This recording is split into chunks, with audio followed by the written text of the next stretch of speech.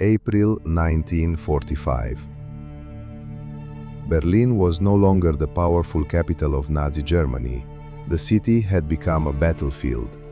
Buildings were destroyed, streets were filled with smoke, and civilians searched for safety as bombs and artillery attacks continued day and night. While the world above was collapsing, deep beneath the ground, inside a heavily protected underground bunker, Adolf Hitler spent his final days. Surrounded by military officers, secretaries, and his closest followers, he remained determined to continue fighting, even when defeat had become unavoidable. But what really happened inside Hitler's bunker? How did one of history's most controversial leaders spend his final hours?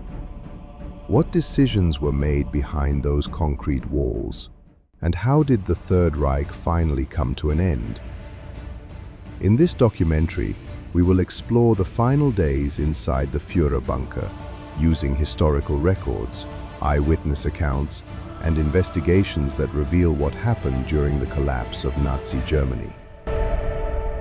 By April 1945, Germany was losing the war from every direction. Allied forces were advancing from the west, while the Soviet Red Army was approaching Berlin from the east. The German capital was surrounded, and there was almost no chance of victory. The streets of Berlin were filled with destruction. Food supplies were running out, communication systems were failing, and thousands of civilians were trapped in the middle of a war they could no longer control. Inside the bunker, however, Hitler refused to accept reality.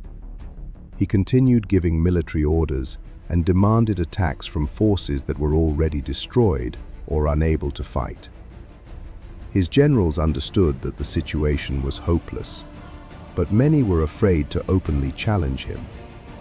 Several officials suggested that Hitler leave Berlin and continue resistance from another location. Others believed surrender could save countless lives. But Hitler rejected every option. He decided to remain in the bunker until the very end.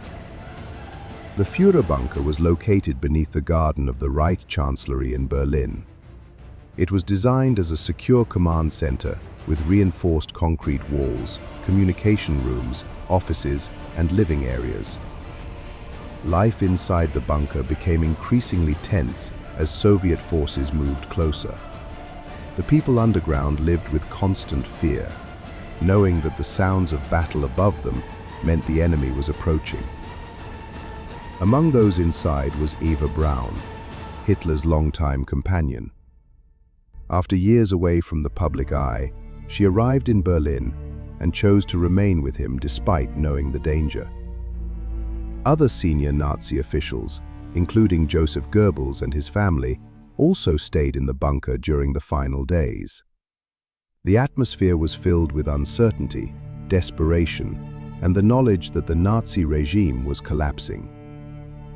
On April 29, 1945, Hitler and Eva Braun were married in a small ceremony inside the bunker.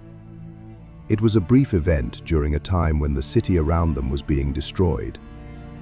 That same period, Hitler received news that his remaining hopes for victory had disappeared. Soviet troops were getting closer, and escape was no longer realistic.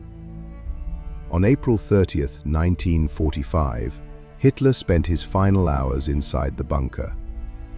According to historical accounts, he said goodbye to those around him before retreating to his private room with Eva Braun. Later that day, Hitler and Eva Braun died inside the bunker. Their bodies were taken outside and burned according to Hitler's instructions as Soviet forces continued their advance into Berlin. After the war, Soviet investigators examined the remains and the events surrounding Hitler's death. Although rumors and conspiracy theories claimed that he escaped, historians and researchers have found no reliable evidence supporting those claims. The fall of Berlin marked the end of Nazi Germany and one of the darkest chapters in modern history. The bunker, once a place where military decisions were made, became a symbol of the final collapse of Hitler's regime. Today, the story of the Führerbunker continues to attract attention because it represents the final moments of a dictatorship built on war, destruction, and fear. The events that happened there remind us that even the most powerful leaders and governments can eventually fall, and history continues to study these moments to understand the consequences of ambition, conflict, and unchecked power.